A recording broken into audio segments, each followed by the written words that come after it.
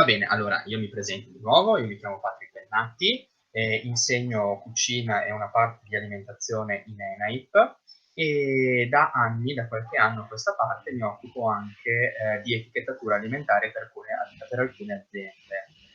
Boh, lasciamo perdere adesso presentazioni e altre, ci dedichiamo subito al webinar, anche perché ci sono tantissime cose da dire sul mondo dell'etichettatura e cerchiamo di vederla in maniera molto semplice, senza usare paroloni chissà che. Comunque, se trovate qualcosa di difficile, poi dopo mi avviserete. Allora, l'ultima parte della normativa è stata recepita qualche anno fa, ok? Quindi adesso per l'etichettatura noi facciamo riferimento al regolamento dell'Unione Europea 1169 del 2011. Perché facciamo riferimento a questo qui? Perché c'è stato il bisogno di raccogliere tutta una serie di normative precedenti, perché noi sappiamo che a livello di normative oggi facciamo una legge, domani ne facciamo un'altra, domani ne facciamo un'altra ancora, perché ci dimentichiamo sempre qualcosa. Perfetto, soltanto che negli anni si sono accumulate non poco, quindi hanno deciso di raccogliere tutte queste direttive che, come vedete, alcune sono ancora presenti, altre invece sono state tutte racchiuse nella 1169 del 2011. Qua diciamo che c'è stata la necessità della raccolta in un testo unico di tutte quelle norme relative all'etichettatura, alla presentazione, alla pubblicità di come veniva appunto scritta, messe le immagini sull'etichetta, soprattutto dal punto di vista della dichiarazione nutrizionale, che è quella tabellina che riporta solitamente le chilocalorie, i grassi, gli zuccheri, e vedremo velocemente anche quella, e soprattutto l'informazione sugli ingredienti allergenici, quindi i cosiddetti allergeni. Perfetto. Allora, iniziamo a vedere alcune disposizioni della normativa. Intanto una cosa deve essere semplice, una legge deve essere semplice, cioè in un unico testo noi abbiamo tutta una serie di modifiche che si sono succedute negli anni.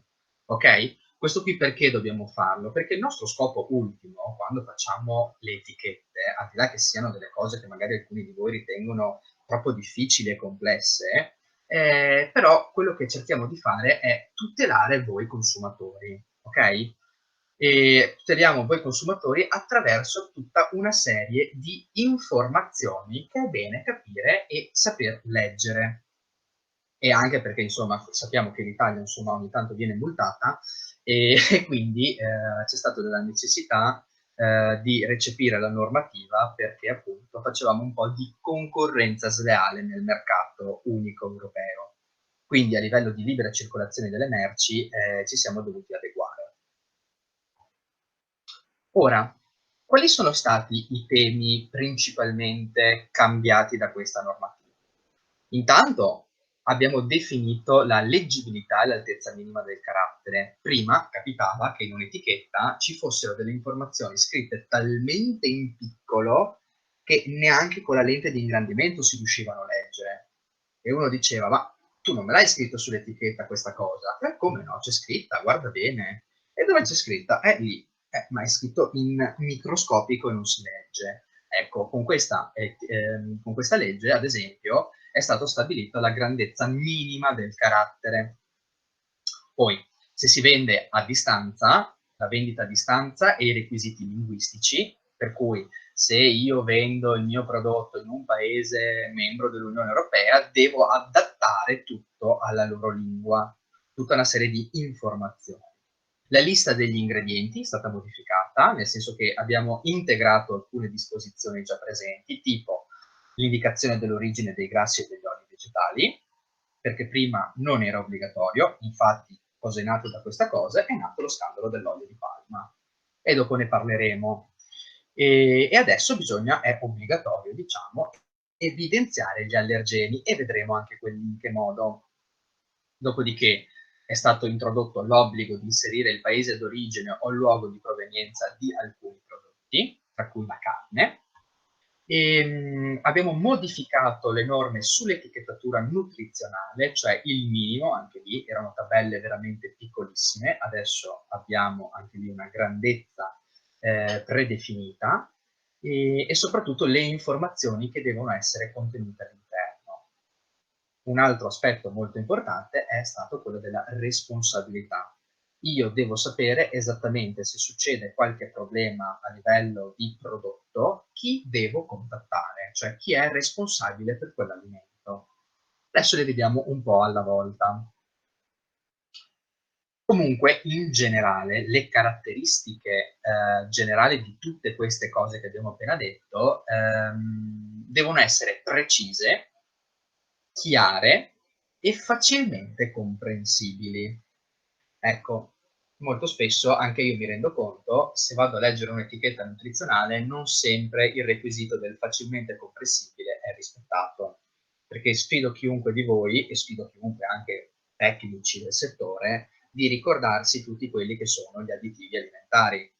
Li vedremo più avanti e la normativa mi sta a dire: guarda Patrick, che io te ho riportato l'additivo alimentare, quindi l'esaltatore di sapidità, piuttosto che l'emulsionante, piuttosto che il colorante, piuttosto che...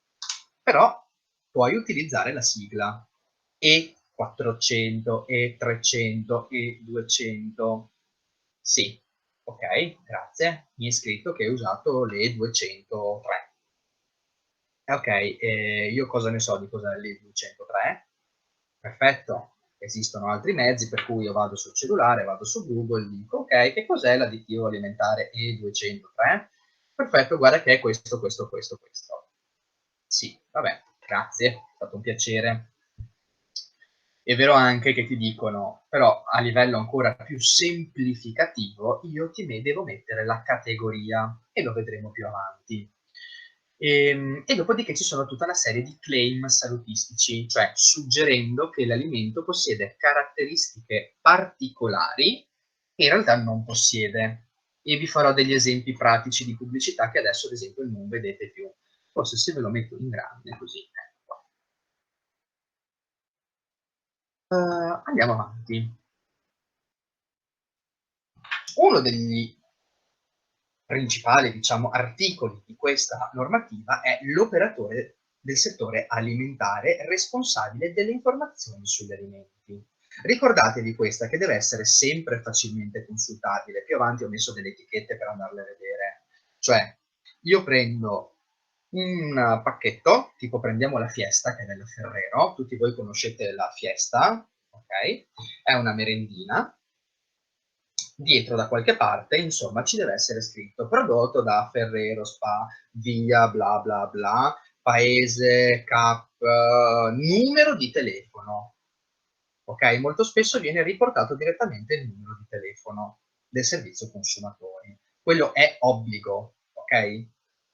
Perché se io mangio quella merendina e sto male, io devo sapere a chi far riferimento. Quindi controllate. Ci sono stati alcuni errori in etichetta fino a qualche tempo fa, ma lì parliamo di frode in commercio perché è impossibile pubblicare un'etichetta di un alimento senza mettere chi lo sta commercializzando. Ovviamente questo qui vale per l'Italia. Ovvio che se io prendo un prodotto spagnolo che me lo portano qua in Italia, chi è responsabile per il trasporto in questo caso? Nel senso, se io prendo un prodotto che mi sta arrivando appunto dalla Spagna, ecco che io vado a scrivere importato da, ok? Questo qui è l'importatore. Quindi io so che è vero che l'ha prodotta questa azienda spagnola, però responsabile in Italia per quel prodotto è l'importatore. Boh. Ovvio che adesso noi facciamo tutta una serie di temi, dopo mi focalizzo esattamente su quello che poi un consumatore medio normale va a fare al supermercato.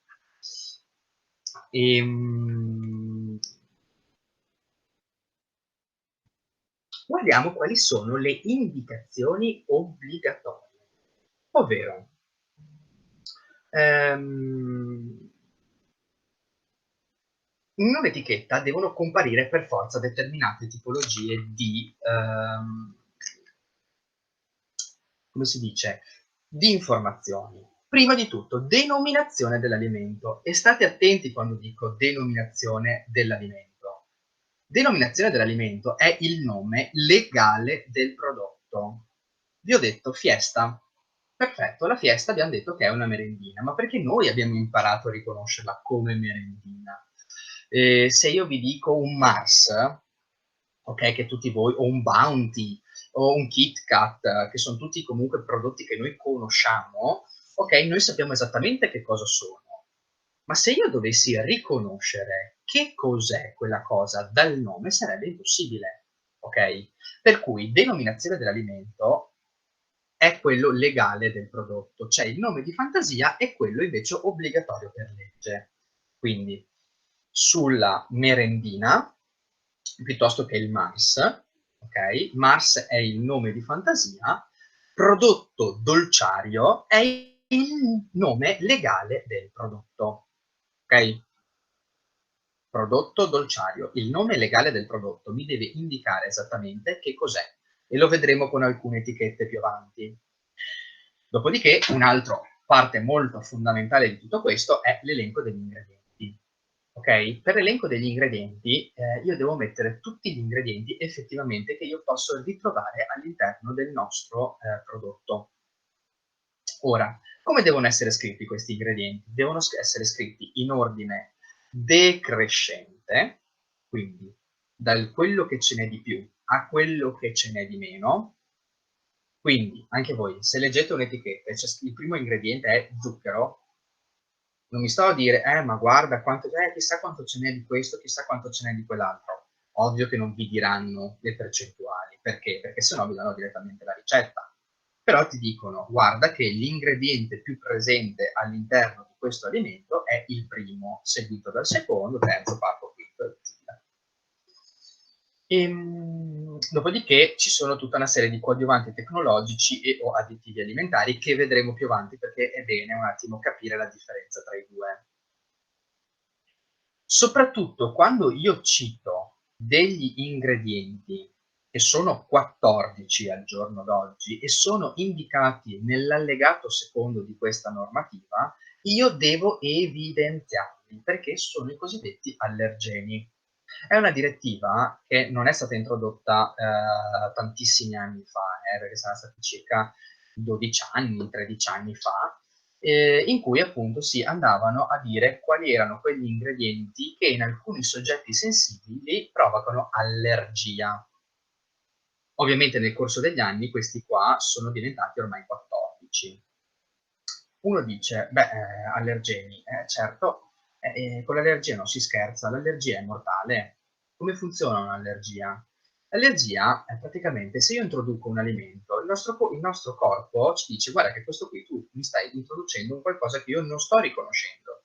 E lo avverto come? Lo avverto come potenzialmente pericoloso. È pericolosissimo questo alimento che tu mi stai introducendo. Io attivo il sistema immunitario e produco tra le varie sostanze l'istamina. Ok, l'istamina è mortale in alcune dosi. Ok? Infatti noi quando siamo allergici durante la stagione prendiamo gli antistaminici.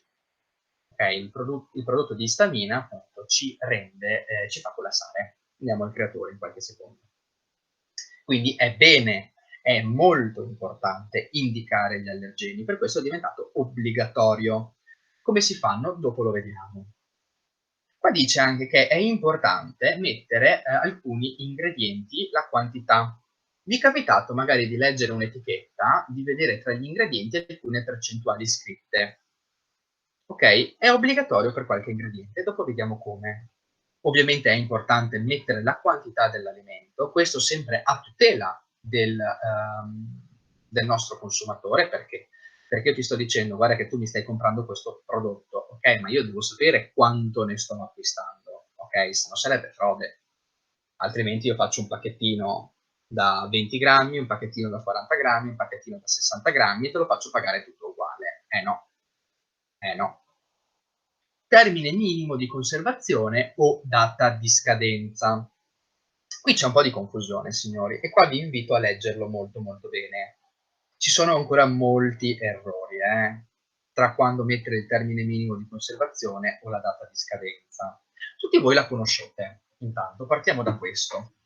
Data di scadenza, sul prodotto c'è scritto da consumarsi entro il giorno, mese, anno. a volte viene anche riportata l'ora, ok?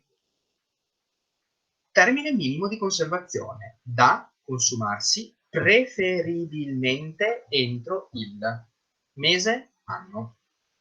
Ok?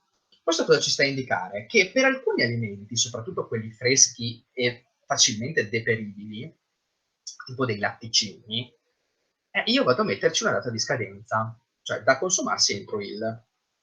Perché ti sto dicendo, guarda caro mio consumatore, che il mio prodotto io te lo garantisco, ok?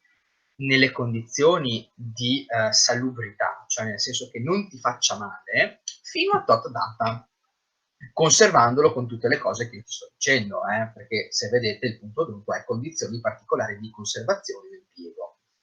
Se tu lo conservi a più 4 gradi fuori da raggi solari o quant'altro, quell'alimento io te lo garantisco fino a tot data impressa sopra.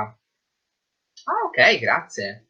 Ok, fantastico. Però guarda che dopo tot data ti potrebbe fare male e se lo mangi dopo la data di scadenza sono fatti tuoi, ok? O se non l'hai conservato a determinate temperature che io ti ho indicato sono fatti tuoi.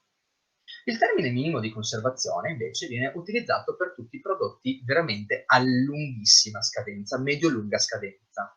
Per esempio i biscotti, le patatine in busta, la pasta, lo scatolame in generale, il latte quello sterilizzato, tutta una serie di prodotti e viene scritto da consumarsi preferibilmente entro il. E lì ti sto dicendo, guarda caro consumatore, proprio per il fatto che questi alimenti abbiano subito oppure sono per loro caratteristica dei prodotti che difficilmente possono essere attaccabili da microorganismi, io te lo garantisco addirittura fino a tot mese, ok? Dopodiché, se succede che ti capita di mangiarlo, non ti preoccupare perché non è così, il termine minimo di conservazione non è una cosa che veramente è imperativa. Cioè, se scade siamo ad aprile? Perfetto, scade aprile 2020. Se tu lo mangi anche a maggio, se l'hai conservato come c'era scritto nelle modalità di conservazione, tranquillo che potenzialmente non ti fa nulla, ok? C'è un pacco di biscotti, cioè se io vado a mangiarlo dopo che sono scaduti, non è che muoio, ok? Semplicemente non ti garantisco più le qualità organolettiche. Ci capita a volte di mangiare delle patatine in busta e dire sono scadute, no? Le guardiamo dietro, sono scadute. Le mangiamo, le sentiamo un po' più fiatte, non sono più croccanti, come gusto lo sentiamo leggermente più acido perché gli oli all'interno sono invecchiati, sono irranciditi. Quindi semplicemente cambiano le caratteristiche organolettiche. Questo qui vuol dire che possiamo mangiarlo a distanza di 1 anno, 2 anni? No, ovvio, però non siamo così fiscali sul mese, ok? Ecco, quindi quando fate anche la spesa, io vi consiglio molte volte, per risparmiare, vi capita sicuramente di trovare le offerte al 50%, ok? Tipo, esempio, se io devo comprare un salame, ok? Ho un salame imbustato. Perfetto, data di scadenza, perché questo mi capita spesso di vederli. Data di scadenza da consumarsi preferibilmente entro il e vi mettono questa data, lo mettono lo sconto al 50% perché scade tra 2 giorni. Ma secondo voi, tra 2 giorni, un salame, che è tra l'altro sottovuoto, piuttosto che un trancio di prosciutto cotto, piuttosto che dei biscotti, piuttosto che della pasta, possono scadere veramente da lì a 2 giorni? No, mi aspetto che una vaschetta di ricotta, se c'è scritto da consumarsi entro il, quello sicuramente potrei avere dei problemi se non lo mangio tra 2 giorni. E anche lì vige un po' la saggezza vostra, nel senso che io assaggio, è ovvio che se sento che è rancido butto via se non mangio, ok? Anche lo stesso yogurt è così, soltanto che lo yogurt a volte è una storia un po' diversa, ok? Lo yogurt non abbiate paura di mangiarlo anche se scaduto, se vedete che non presenta muffa o nient'altro. Perché lo yogurt, la data di scadenza, e questo qui se ne è parlato tantissimo tempo fa, volevano mettere la doppia data di scadenza. Uno è la data di scadenza vera e propria, perché lo yogurt ci viene detto che devono garantire le tot di UFC di fermenti lattici vivi. Perché noi mangiamo lo yogurt per cosa? Per riempirci il pancino? No, anche se lo facciamo molto spesso per quello. Semplicemente perché andiamo ad inserire all'interno del corpo tutta una serie di microorganismi, di fermenti lattici, quindi quelli buoni, ok? Per la nostra flora intestinale. Ecco, la data di scadenza in realtà è stata fissata quando io, produttore, non riesco più a garantire questi microorganismi vivi, un numero ben preciso. Se io scendo sotto, ecco che c'è la data di scadenza. Però in realtà non è scaduto quello yogurt, perché ragionate, è già fermentato, ok? È un latte fermentato lo yogurt, quindi non può scadere anche quello dall'oggi al domani. Può esserci la presenza di muffa, ma la muffa a me colpisce tutto, eh. La muffa colpisce qualsiasi cosa, ok? E la muffa non è considerato un microorganismo patogeno, è considerato un deteriorante. Cioè, io mi fido molto di più di un alimento dove vedo la muffa, che quindi riesco a vedere che c'è presente un qualcosa di estraneo, piuttosto che alimenti dove magari detto c'è la salmonella, c'è il Clostridium botulinum, c'è la Listeria monocitogenes, c'è il Campylobacter jejuni, ce ne sono tantissimi, ok? Boh. Detto questo, abbiamo detto, data di scadenza è imperativo, entro tale data io te lo garantisco, ok? Dopo tale data sono fatti tuoi se stai male e puoi star male. Termine minimo di conservazione, prodotti a media-lunga durata, che sono abbastanza secchi di loro iniziativa, oppure hanno subito processi veramente tipo sterilizzazione molto forti, ok? Per cui sono già stati sterilizzati e possiamo consumarli anche più in là della data che viene messa. Quindi termine minimo di conservazione da consumarsi preferibilmente entro il mese, anno, non vi ricordo il giorno, data di scadenza invece giorno, mese, anno. Ovviamente di tutti questi prodotti io devo sapere come lo conservo, ok? Perché se io acquisto al supermercato un prodotto, non vuol dire che perché io lo trovo lì al supermercato allora va continuamente tenuto così. No, perché io a casa non riesco a garantire tutta una serie di requisiti che i supermercati invece sono tenuti ad osservare. Perfetto, quindi io prenderò il mio latte dal frigorifero, guarderò dietro, c'è scritto bene, conservare a più 4 gradi e da. Perfetto. Oppure l'olio, conservare in un luogo fresco, asciutto, privo di raggi solari, bla bla bla. Condizioni di impiego viene citato qua anche. Condizioni di impiego vuol dire, guarda, io sto comprando, di solito funziona per i piatti pronti, ok? Quindi compro delle lasagne, ok, già fatte, qua ti dice conservare in frigorifero per a più 4 gradi per tot. Da consumarsi previa cottura. Uno dice, beh, ovvio, io previa cottura, caspita, sì. Vuoi che mi mangia le lasagne così fredde? Se vi dico questo è perché sembra una boiata, però non è così scontato. Tempo fa, parliamo di qualche anno fa, c'è stato un caso a Padova di una persona intossicata da una spora di botulino. La signora che cosa aveva fatto? Al supermercato aveva comprato uno di quei passati di verdura dentro alla confezione in Tetra Pak, ok? La signora se l'era portato al lavoro, l'aveva messo dentro l'armadietto, cosa aveva fatto? Lo aveva aperto, lo aveva mangiato, lo aveva riposto dentro l'armadietto, era tornata a fare le sue cose, dopodiché nell'altra pausa era tornata a mangiarne un altro po' e così via. Questa qui, nel giro di qualche ora, è stata intossicata da botulino, da una spora botulinica. Ok? Quindi io vi dico, sono stati bravi, anche all'ospedale sono stati bravissimi perché nel giro di qualche ora hanno scoperto che era botulino e quindi le hanno fatto subito il siero antibotulino. Però, capite, cioè, c'era scritto sulla confezione, c'era scritto da consumarsi previa cottura, tot gradi per tot minuti, ok?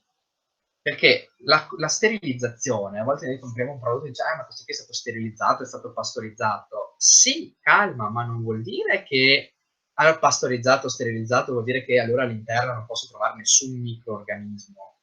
Perché la sterilità a livello commerciale di un prodotto alimentare è una possibilità su 1 milione di prodotti di avere una spora botulinica. La spora botulinica non è pericolosa in quanto spora, è che se torna a essere botulino quello, perché lo stai conservando a temperatura di qua e di là e lui dice oh che bello, guarda che mi stanno mettendo le condizioni favorevoli perché io cresca di nuovo, sono fatti tuoi, ok? Boh, perfetto, andiamo avanti. Ora capiamo che differenza c'è tra additivo alimentare e coadiuvante tecnologico. Questo qui perché ve lo dico? Perché è successo qualche anno fa, parecchi anni fa, in cui c'è stata una diatriba tra industrie alimentari e normativa industrie alimentari. Industrie alimentari di che tipo? Industrie enologiche. Ok, perché noi sappiamo che per fare del vino si utilizzano tantissimi prodotti, tra cui viene utilizzato anche l'uovo, ok? Vengono utilizzati tantissimi prodotti come chiarificanti, come altro, no? Ok, allora le industrie enologiche cosa hanno detto? Quelle che fanno prodotti un po' così, insomma, no? Perché il vino è molto semplice da fare, lo sappiamo tutti, è un prodotto che esiste da anni e lo facevano senza tutti questi additivi e quant'altro. Soltanto che le industrie enologiche hanno detto, beh, tu normativa mi stai obbligando ad inserire tutte le cose che io vado a mettere all'interno del mio vino. La normativa dice sì, questo qui stiamo dicendo. Allora no, devo trovare un escamotage. Ok? Perché se io inizio a scrivere tutto quello che sto mettendo in quel vino, che sto trattando per fare quel vino, la gente quando lo legge si spaventa e non mi compra più il vino. Ok, allora si sono inventati questa distinzione tra additivo alimentare e coadiuvante tecnologico.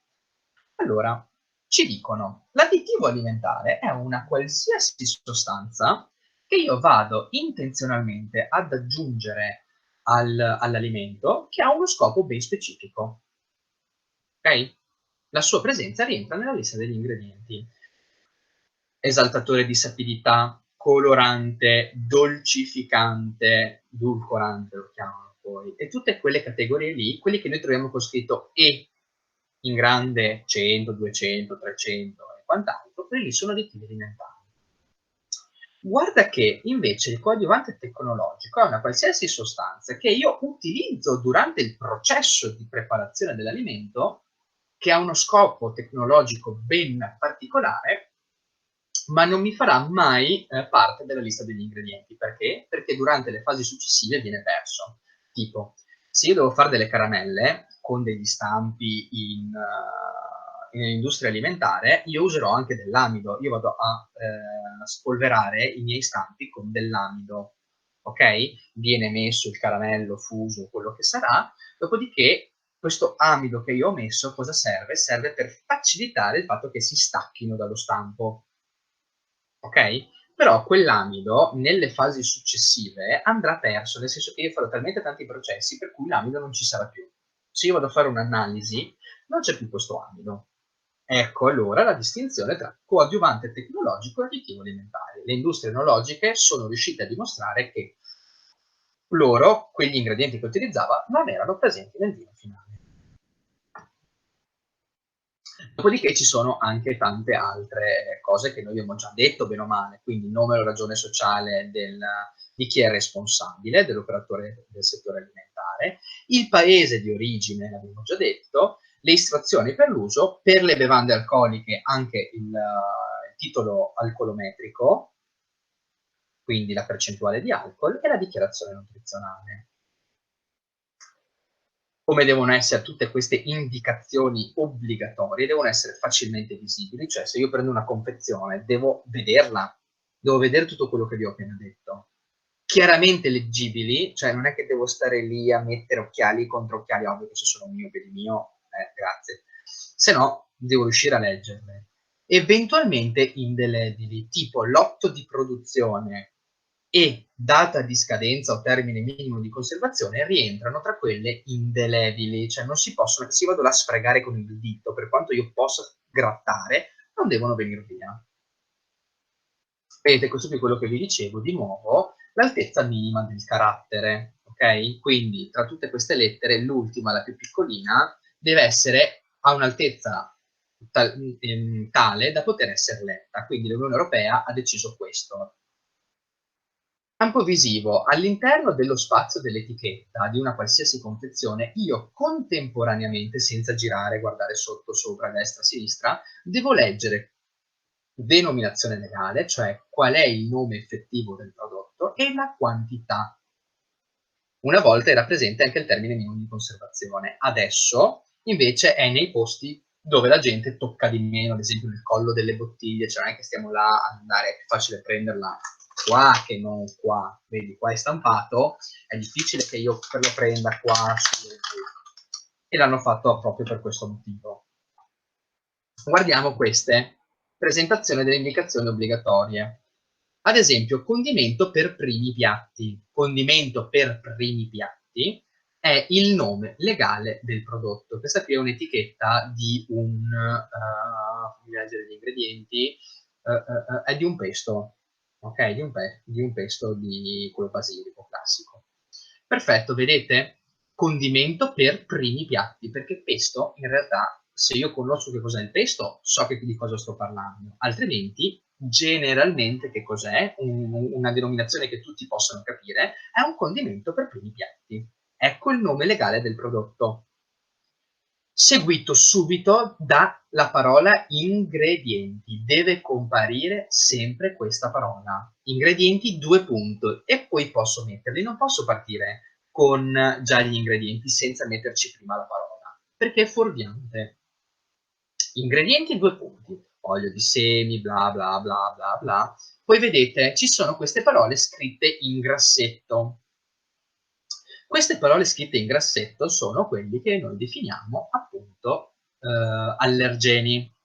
Tutte le volte che compare il nome dell'allergene, io devo per forza metterlo in grassetto, anche se l'ho già messo, anche se l'ho già messo una volta, per cui uno dice, ma certo c'è già il latte prima, figurati se tutte queste volte. No, devo rimetterlo. Dopodiché, come vedete, c'è scritto anche può contenere tracce di, ok? Può contenere tracce di glutine, crostacei, uova. Il può contenere tracce di vuol dire che io nel mio stabilimento, io nella mia industria alimentare, ok, sto trattando altri sughi, in questo caso, altri prodotti, che contengono questi allergeni, per cui per quanto io possa pulire il macchinario, se non viene fatto bene, potrebbe esserci la presenza di. Bon, di solito questo qui viene fatto per tutelarsi e qua potremo parlarne giorni del fatto della correttezza o meno di mettere queste indicazioni. Questo ne abbiamo già parlato, questi qui sono altre tipologie, vedete, preparato disidratato per fusilli alla carbonara, ingredienti, pasta di semola, di grano duro, grano appunto perché è un cereale contenente glutine, grasso vegetale di palma, lattosio, sale, pancetta, vedete, tutte le volte che trovo un ingrediente che potrebbe darci allergia, io lo vado a mettere. Stessa cosa per la spalla cotta è già il nome legale, ok? Perché spalla cotta indichiamo ovvio quella di suino e cotta, cioè solo quello è un mono ingrediente, ok? Funghi champignon surgelati, stessa cosa, vado a mettere antiossidante anidride solforosa. Anidride solforosa, che in questo caso viene citato come additivo alimentare, è anche un allergene, soprattutto nei vini bianchi, ok? Troviamo la dicitura, contiene solfiti, solfati. Quella è l'anidride solforosa. Ci siamo quasi, dopo vi lascio spazio alle domande. L'elenco degli ingredienti, abbiamo detto che deve essere per forza ingredienti 2 punti, ok? Non esiste altra via d'uscita. È un errore se non c'è scritto ingredienti 2 punti. Subito prima degli ingredienti, come tornate a vedere, c'è l'obbligo di riportare il nome legale del prodotto. In alcuni ingredienti, in alcuni prodotti, possiamo evitare di mettere ingredienti. Questo perché? Perché, nel senso, in una zucchina, in una banana, non è che posso mettere ingredienti, sono monoingredienti. Le acque, gli aceti fermentati, formaggi, alcune tipologie di formaggi, alimenti, tutti quegli alimenti che comprendono un solo ingrediente. Qui dopo entriamo troppo nello specifico, ci saranno corsi apposta su questo volendo. Elenco degli ingredienti, ecco qua che abbiamo la novità di specificare l'origine botanica del tipo di olio e o grasso vegetale utilizzato. Il problema, come vedete nell'etichetta, oli vegetali, aperta tonda, e iniziamo a metterci tutti i nostri oli vegetali. Questo qui è stato un problema perché scandalo dell'olio di palma. L'olio di palma che ci hanno veramente sfrantecato i cosiddetti. Ora, facciamo un po' di luce. L'olio di palma è un olio di origine vegetale, però diciamo che insieme anche all'olio di cocco, se vogliamo essere pignoli fino alla fine, olio di palma e olio di cocco sono le uniche due eccezioni del mondo vegetale che al posto di avere acidi grassi insaturi hanno grassi saturi all'interno. Cosa vuol dire? Gli acidi grassi saturi solitamente sono quelli animali, burro, il lardo, lo strutto, quelli sono acidi grassi saturi. A temperatura ambiente li trovate sotto forma solida e contengono potenzialmente del colesterolo cattivo, ok? Quelli invece insaturi invece sono quelli più buoni, quelli dell'olio d'oliva per esempio, quindi quelli che vengono definiti omega 3, omega 6, ok? Quelli che abbassano invece il contenuto di colesterolo nel sangue, favoriscono l'HDL, che è il colesterolo buono. Però questo olio di palma ha il vantaggio di essere di origine vegetale, ha il vantaggio di avere questi acidi grassi saturi, ha un basso costo, è in sapore e in odore, quindi a livello puramente tecnologico, così un po' nutrizionale, è un po' una schifezza, però è a un pari di un burro, ok? Allora, noi stiamo a stigmatizzare, a criticare l'olio di palma, però non critichiamo la margarina, ok? La margarina, allora quella sì, perché tutti oli vegetali, sì, ma idrogenati, ok? Oli di grassi idrogenati, i cosiddetti grassi trans, ok? Infatti nelle merendine ancora oggi è vanto scrivere non contiene grassi idrogenati. I grassi idrogenati sono acidi grassi insaturi, quindi oli vegetali, che vengono addizionati di queste cose che vedete di H, di questi idrogeni, e diventano solidi a temperatura ambiente. Sì, ma creiamo degli acidi grassi che non vengono riconosciuti dal corpo umano, quindi potenzialmente sono più dannosi di un olio di palma, ok? Ovviamente ha un'ottima resa tecnologica. Oggigiorno, al posto dell'olio di palma, fateci caso, e quando leggete tra gli ingredienti oli vegetali 2 punti, ovviamente c'è l'olio di colza, che va bene anche per il motore della macchina, e trovate scritto anche olio di cocco. L'olio di cocco, tra qualche anno, secondo me, ci accorgeremo che è esattamente lo stesso identico dell'olio di palma, soltanto che appunto tengono buoni ancora gli animi.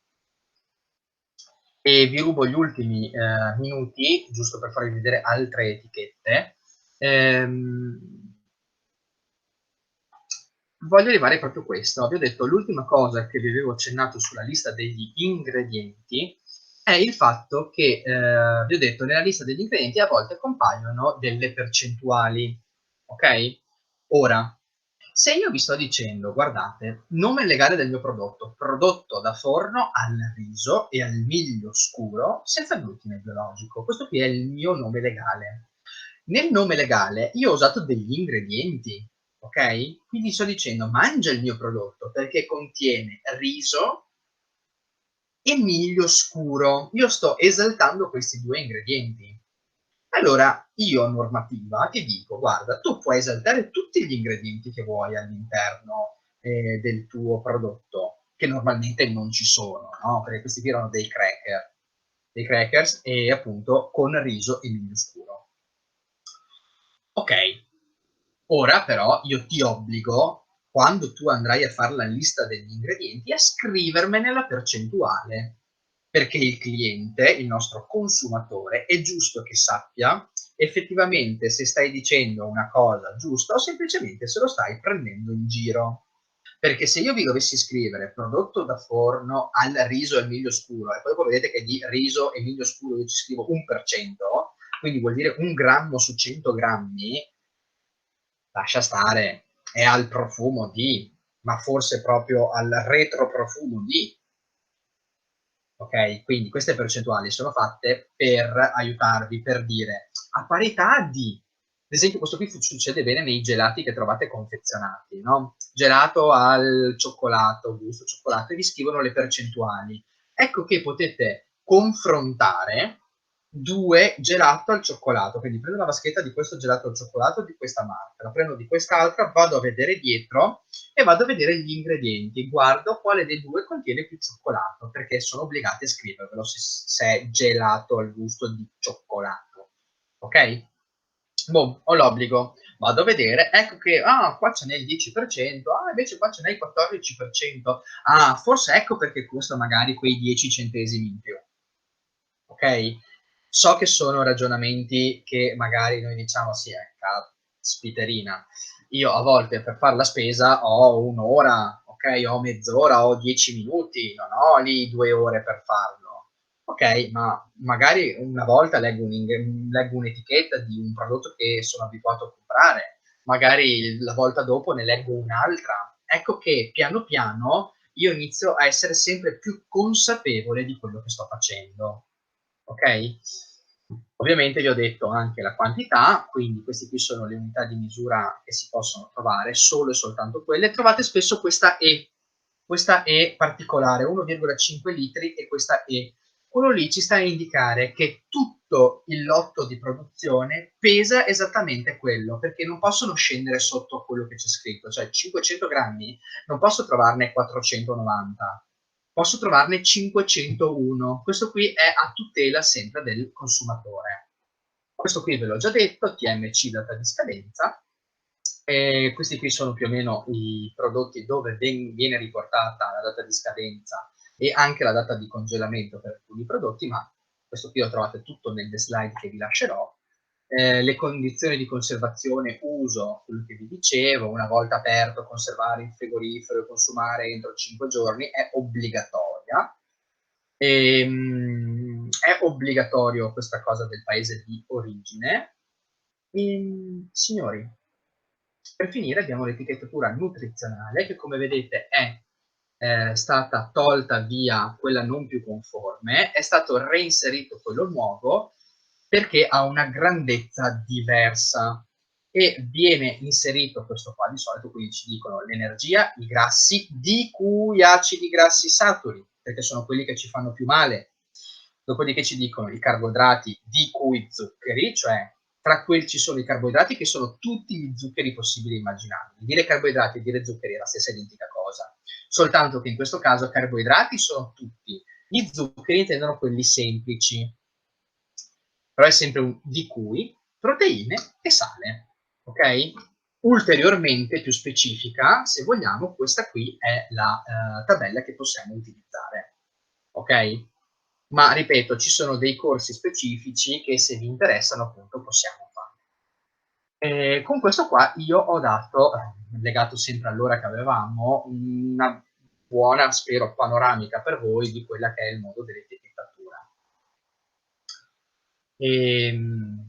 Basta.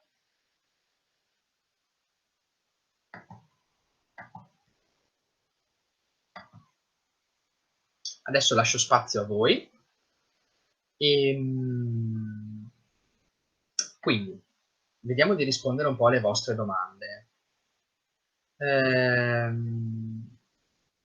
Ok, che cosa indica la E vicino al peso?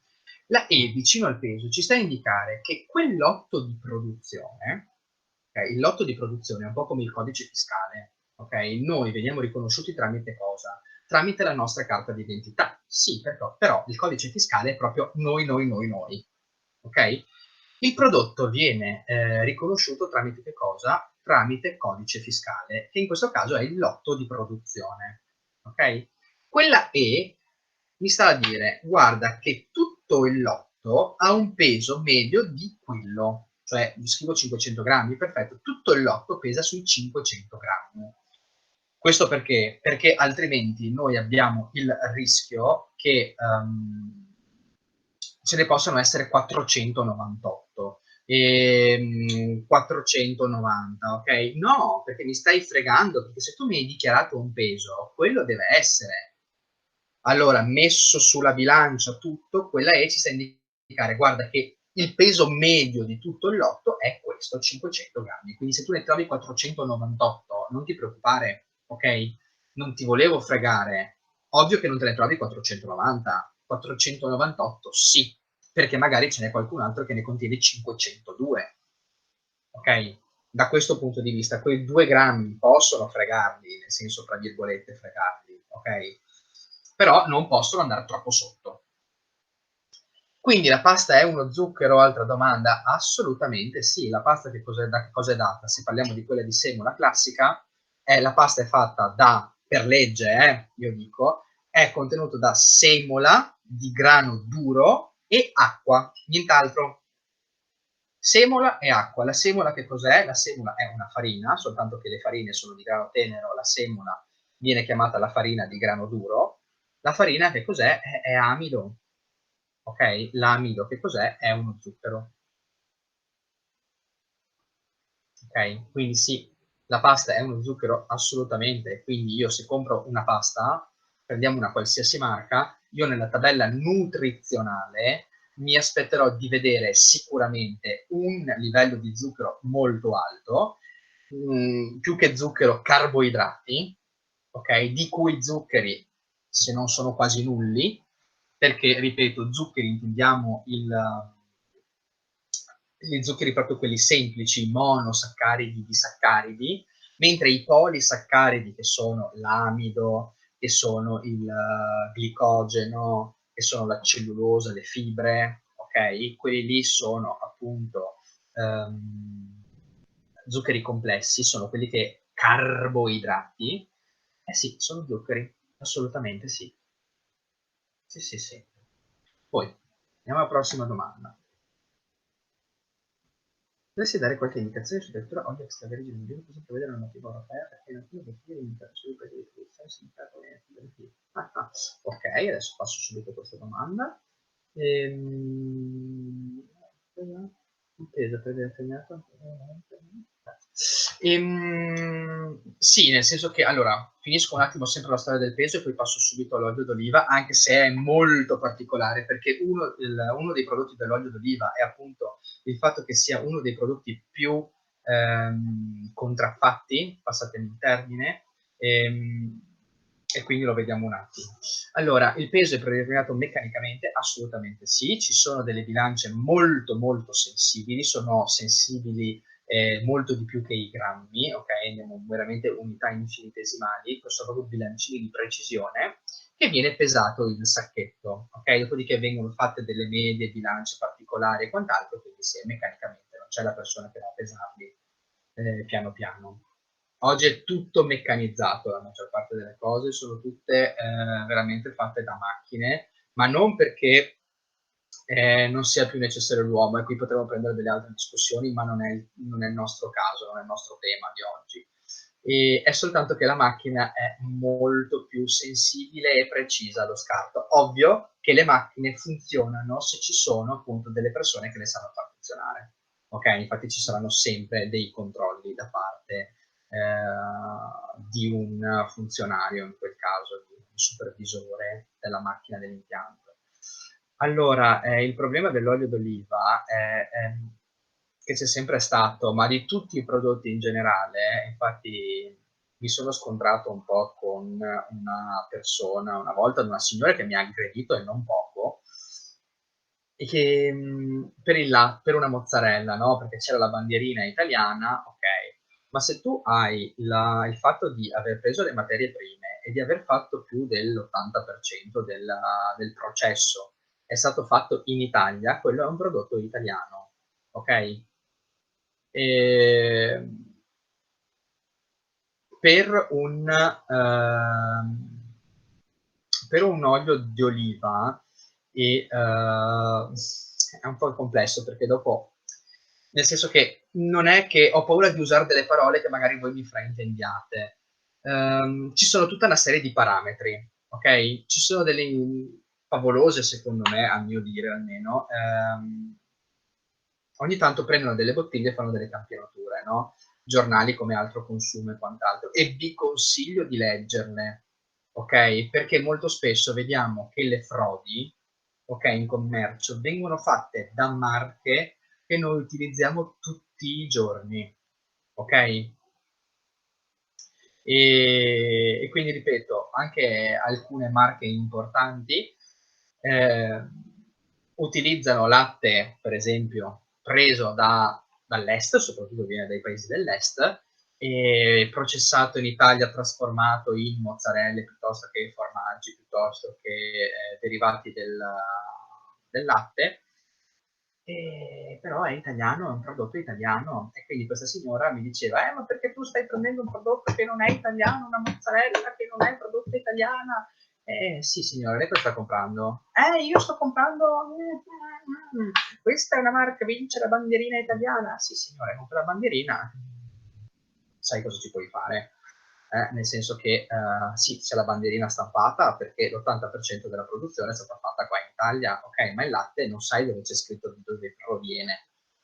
Ok, la stessa cosa funziona un po' con le olive.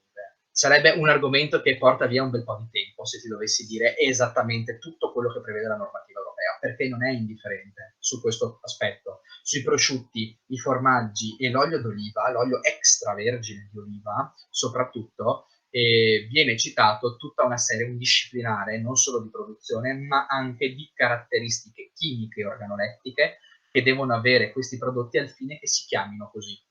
Anche l'acidità libera, che è data dall'acido oleico, nell'olio extravergine d'oliva non deve superare tot percentuale, altrimenti diventa un vergine piuttosto che un olio d'oliva. L'olio di palma e di cocco, passando a un'altra domanda, sono due tipologie di olio che sono di origine vegetale. E noi abbiamo detto tra i grassi l'origine vegetale è da preferire rispetto a quella animale. Noi di grassi dovremmo introdurre circa il 20-25%. Ok? Un terzo di questi di origine animale e due terzi di origine vegetale. Infatti noi preferiamo l'olio, magari al burro, ok? Però olio di palma e olio di cocco sono le uniche due eccezioni nel mondo vegetale che anziché avere acidi grassi di origine insatura, ce li hanno saturi, quindi come quelli animali. Ok? Quindi molto spesso noi trovavamo nell'etichetta oli vegetali e poi andavamo a vedere l'etichetta sotto, grassi, tot grammi, di cui acidi grassi saturi, tot grammi. E dicevamo, ma scusami, ma se usiamo oli, come fanno ad esserci tutti questi grassi saturi? Perché c'era l'olio di palma e anche l'olio di cocco, ok? Soltanto che l'olio di palma è stato veramente bandito perché fa male, perché di qua, perché di là. L'olio di cocco non se ne parla mai, ma l'olio di cocco è molto simile all'olio di palma, ok? Soltanto che le industrie giustamente qualche alternativa dovevano lasciarsela. Comunque vedrete che tra un po', tra qualche anno, tornerà lo scandalo dell'olio di cocco, oddio, ci volevano fregare di nuovo.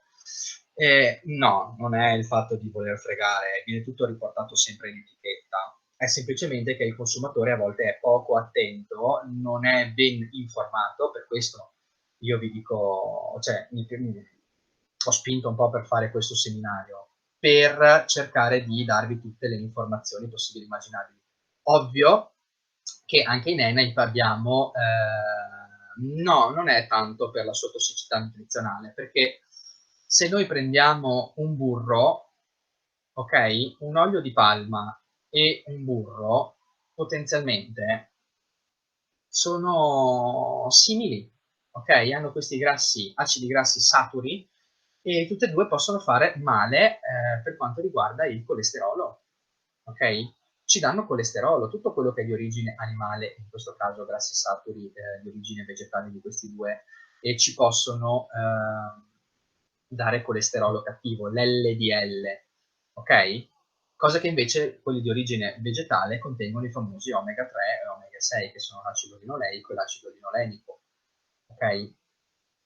Però dico, preferiamo una margarina, la margarina è un grasso idrogenato, cioè è un olio che aggiungendoci idrogeno, e questo qui lo potete vedere nella presentazione, vi faccio vedere il pezzo dove era. Avete visto sicuramente che c'è, vi avevo fatto un esempio, vediamo se riesco a farvelo rivedere, un acido grasso insaturo appunto ha un doppio legame, almeno un doppio legame lungo la catena carboniosa, ok, lungo la catena del carbonio. Guardate qua, vedete qua, doppio legame, almeno uno. Questo doppio legame fa sì che non riescano a impacchettarsi tutti l'un l'altro, ok? E per questo sono liquidi a temperatura ambiente. Invece quelli saturi, che sono tutti lineari, riescono a impacchettarsi a temperatura ambiente, sono saturi, sono solidi, scusatemi. Allora, questa insaturazione, ok, fa sì appunto che non si impacchino e sono quelli più buoni, sono quelli degli oli, i famosi, appunto, ripeto, omega 3 e omega 6.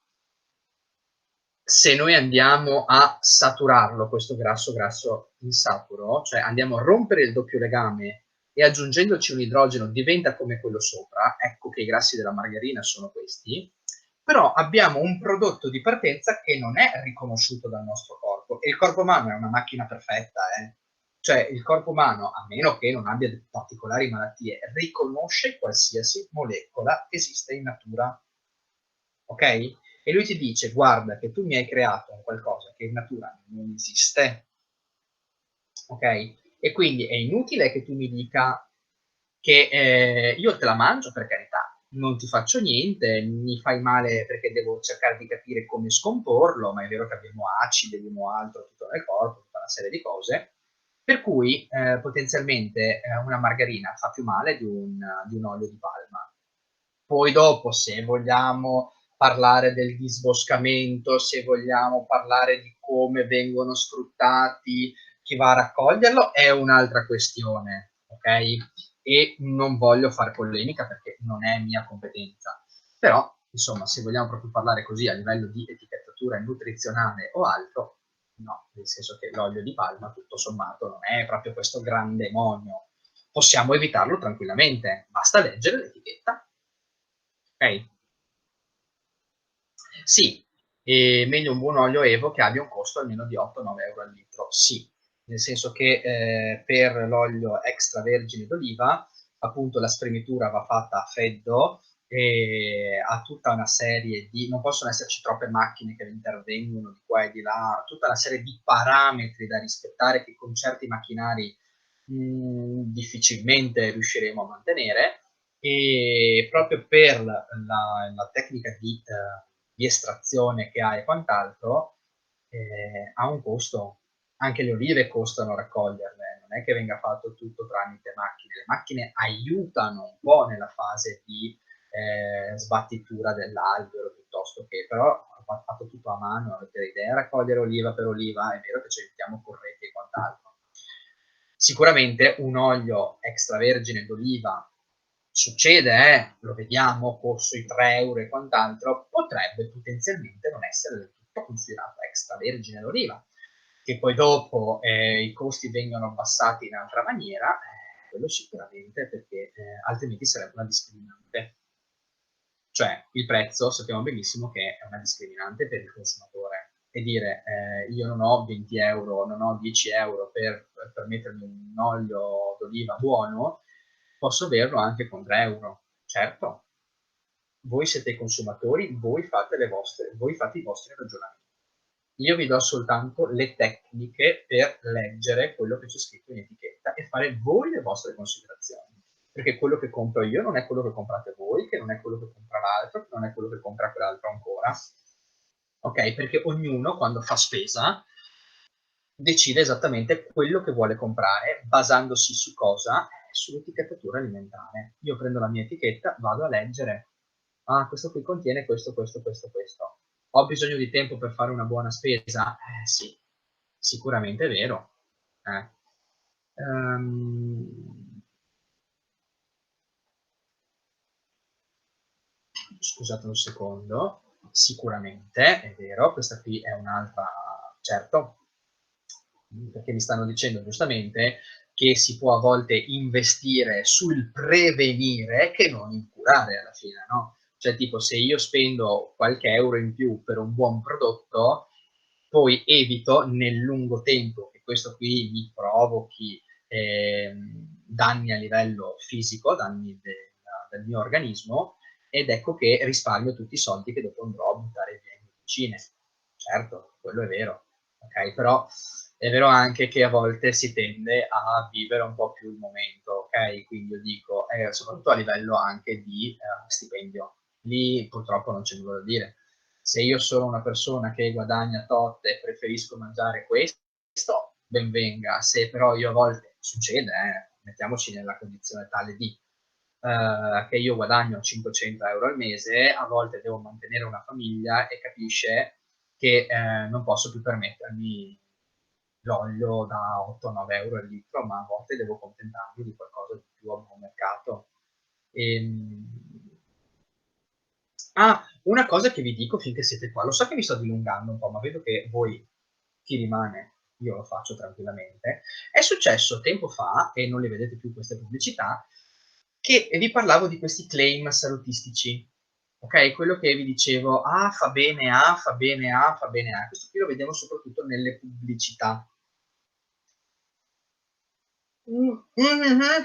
E acqua, acque della salute. Ok, così evito di fare nomi. Ok, l'acqua che elimina l'acqua che stimola la diuresi e quant'altro. L'hanno fatta per un po' di tempo, dopodiché non l'hanno più fatta. Questo perché? Cioè, è corretto dire che tu bevi pure la mia acqua, perché la mia acqua ti aiuta a fare plin plin. Da che mondo è mondo? Se io bevo, poi vado a fare pipì. Ok? Non è perché sto bevendo la tua acqua che io riesco a fare la pipì, se bevo l'acqua di qualcun altro non riesco più a fare pipì. Ok? Ma la gente, proprio perché è influenzabile, ok? Il direttore del marketing evidentemente aveva optato per questa cosa. Passava alla pubblicità e ne hanno tirati su tantissimi di soldi, insomma, dalle vendite di questa acqua in particolare. Perché la gente appunto è un po' boccalona a volte, crede un po' a tutto. Per questo vi dico, cercate sempre di essere dei consumatori attenti a quello che fate, ok? E non solo, a volte vi dicono fanno bene, dai, questo ve lo dico, Danaos, ok? Danaos è stata tirata via come pubblicità perché vi diceva, contiene il contenuto di calcio raccomandato dagli esperti. Sì, era vero, era corretto. Cambiava soltanto che chi è che faceva la pubblicità? La Sandrelli. La Sandrelli, io nel momento in cui metto un testimonial, io mi rivolgo a un determinato pubblico. La Sandrelli non ha 20 anni, ok? Ne aveva 60. Ovvio che chi è che va a comprare Danaos? Le sessantenni. Soltanto che in quella fascia d'età il contenuto di calcio non era più quello che conteneva Danaos, ma è un altro. Per cui tu mi stavi dicendo una cosa che è corretta, ma era sbagliata chi faceva la pubblicità. Se in etichetta è bio, dobbiamo intendere un prodotto veramente più genuino? Allora, sul bio c'è tutta una normativa. C'è chi fa bio veramente, c'è chi fa bio un po' così, come tutte le cose, ok? Quindi io non sto a sindacare e polemizzare su questo. Sia chiaro, lo dico sempre, io non voglio fare polemica su niente. Vi dico soltanto determinate caratteristiche da legge. Se io vedo un agricoltore, ok, produrre bio e lo vedo fare al casello dell'autostrada, fuori dal casello dell'autostrada, bah, potrebbe così venirmi il dubbio che quello che sta producendo non sia tanto bio, ok? Perché hanno una normativa veramente particolare con i residui che ci sono nel terreno di sostanze chimiche e quant'altro, ok? Quindi a volte il bio non è bio, quindi state molto, molto, molto attenti, ok? Da questo punto di vista. Di bio, anche questo qui oggigiorno ce ne sono tantissimi che fanno prodotti bio, se ne parla sempre di più. Occhio però, perché se noi andassimo a fare un'analisi, e c'è chi lo fa, infatti molti prodotti vengono ritirati dal mercato, il bio ha delle condizioni particolari per cui molti ci provano, gli va bene magari una volta, va bene 2 volte, va bene 3 volte, ma quando ti scatta il controllo, vedete sicuramente che potrebbero avere dei vantaggi, assolutamente. Sì, sì, i prodotti bio hanno altri vantaggi. Ma adesso ci stiamo avvicinando verso una moda, giusto? Noi troviamo prodotti di qualsiasi genere, prodotti per di questo, per quello, per quell'altro, che fino a qualche anno fa, ma figurati, fino a qualche anno fa se volevi l'animale gli correvi dietro e lo ammazzavi. Adesso proprio per farla così, buttarla un po' così. Oggi troviamo veramente di quelle cose al supermercato, ma di tutto, quei prodotti che una volta dovevi per forza farti in casa. Ovviamente con il cambiare della società, cambiare dei lavori, cambiare del tempo libero a disposizione per vivere, al supermercato troviamo tutto. È un vantaggio? È uno svantaggio? Bisogna vedere dei punti di vista e soprattutto è un vantaggio da una parte, da un altro punto di vista sicuramente uno svantaggio, ok? Perché fare alcuni prodotti fatti in casa, e vi assicuro perché tutto sommato io sono cuoco, ok, principalmente, prima di altro, e sì, vi ripeto, fare determinati prodotti in casa fatti in una determinata maniera è sicuramente molto più salutare che non andarli a comprare già fatti. Se io voglio comprare dei prodotti già fatti e voglio essere sicuro che questi qui siano il più genuini possibili, leggete la lista degli ingredienti. Quando io inizio a vedere che ci sono ingredienti, tutta una sfilza infinita di ingredienti, qualche domanda me la inizio a fare, ok? Perché dico, ma è veramente servono tutte queste cose? Eh? Dopodiché, adesso io chiudo così perché vi ho rubato effettivamente più di un'ora. E lo so, se ne potrebbe parlare a mille. Ci sono dei corsi specifici in ENAIP che noi facciamo, ok, su queste cose, chi vuole approfondire la questione.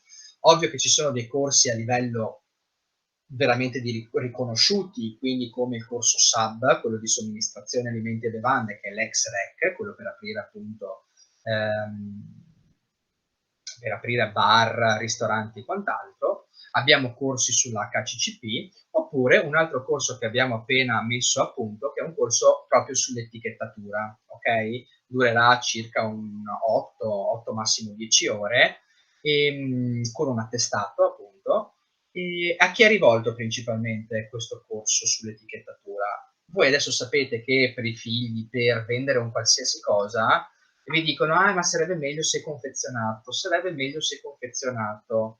Ok, allora quello che noi andremo a fare è costruire un'etichetta. Vi insegnerò a costruire un'etichetta da zero, cioè voglio fare una torta, voglio fare dei biscotti e venderli nel mercatino di Natale perché raccogliamo fondi, raccogliamo di qua, raccogliamo di là. Perfetto, impariamo come si fa l'etichetta in modo tale che i consumatori che lo andranno a comprare, ok, siano tutelati anche dal punto di vista sanitario. Quindi parleremo più approfonditamente della normativa, vedremo in maniera molto pratica, perché alla fine l'etichettatura è pratica, si impara così, a scrivere dalle ricette come si fa la lista degli ingredienti, come viene scritta, e la tabella nutrizionale, come calcolare le chilocalorie date dai piatti, perché ricordatevi molto spesso anche le etichette che avete in casa, soprattutto quelle nutrizionali, Non sempre sono corrette, perché vengono presi in considerazione certi aspetti, okay, proprio perché la normativa è proprio ampia, ampia, ampia, ampia.